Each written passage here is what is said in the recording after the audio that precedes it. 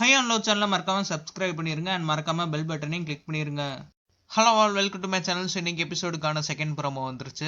ரியோவால எதுவுமே அக்செப்ட் பண்ண முடியல. ரம்யா சொன்னாலும் ஒத்துக்க மாட்டேன்றாரு, ஆரி சொன்னாலும் ஒத்துக்க மாட்டேன்றாரு, அண்ட் பாலாஜி சொன்னாலும் ஒத்துக்க மாட்டேன்றாரு. இப்ப ஆரிய பத்தி தான் திருப்பி கேப்ரியலாட்ட பேசுறாரு. ரியோ ஆரிய எது சொல்லி நாமினேட் பண்ணாலும் மக்கள் அப்படி கேட்பாங்க இப்படி கேட்பாங்கன்னு சொல்லிட்டு பயன்படுத்துறாராம். ஆரி பேசுற வார்த்தை எல்லாமே ரியோக்கு இப்ப ரொம்ப எக்ஸ்ட்ராவா கோவம் வருதாம். ஆரி சொல்ல வர விஷயம் என்னன்னா, என்னோட குழந்தை வரப்பையும் நான் ரூல்ஸை பிரேக் பண்ணாம ஃப்ரீஸா இருந்தேன். எல்லா வேலையுமே கரெக்டா பார்த்திருக்கேன். கிச்சன்ல தனியா நின்று சமைச்சிருக்கேன். இதெல்லாம் எதையுமே பார்க்காம பாலாஜி கூட பேசினதுக்காண்டி நீங்க என்னை நாமினேட் பண்றீங்கன்னு தான் ஆரி சொல்ல வராரு. ரியோ இதை புரிஞ்சுக்க மாதிரியே தெரியல அண்ட் புரிஞ்சுக்கவும் மாட்டாரு. இதே தான் பாத்தீங்கன்னா அனிதாக்கும் பண்ணாரு.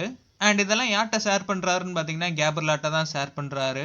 அட்லீஸ்ட் கேப்ரியலாவது ரியோக்கு சொல்லி புரிய வைக்கலாம். நானும் தான் ஆரியை நாமினேட் பண்ணியிருந்தேன், அவர் என்னோட ரீசன்ஸ்க்கு ஒத்துக்கிட்டாரு.